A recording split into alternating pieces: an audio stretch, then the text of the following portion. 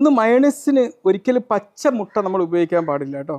Pasteurise ചെയ്ത മുട്ട ഉപയോഗിക്കുകയാണ് വേണ്ടത്. ഓക്കെ, പാസ്ചറൈസ് ചെയ്യുക എങ്ങനെയാണെന്നുള്ളത് ഒരു വീഡിയോയിൽ ഞാൻ ഇട്ടിട്ടുണ്ട്. അതിൻ്റെ ലിങ്ക് ഇതിൻ്റെ അടിയിൽ കൊടുക്കാം കേട്ടോ. പാഴ്സൽ കൊടുക്കുമ്പോൾ ഉണ്ടാക്കിയ തീയതിയും സമയവും പുറത്ത് എഴുതേണ്ടതുണ്ട്. ഈ ഷവർമ ആണെങ്കിലും ആ മയോണൈസ് ആണെങ്കിലും ഉണ്ടാക്കിയ സമയവും തീയതിയും അവിടെ എഴുതേണ്ടതുണ്ട്. 1 മണിക്കൂറിനകം ഉപയോഗിക്കാൻ വേണ്ടി പ്രത്യേകം പറയേണ്ടതുണ്ട്. ഷവർമ. ഓക്കെ, 2 മണിക്കൂറിലധികം മയോണൈസ് പുറത്ത് വെക്കരുത്. ബാക്കി വരുന്ന മയോണൈസ് 4 ഡിഗ്രി സെൽഷ്യസിൽ കുറഞ്ഞ താപനിലയിൽ ആണ് വെക്കേണ്ടത്. മനസ്സിലായില്ലേ? കോഴി 15 മിനിറ്റും ബീഫ് 30 മിനിറ്റും തുടർച്ചയായിട്ട് വേവിക്കേണ്ടതുണ്ട്.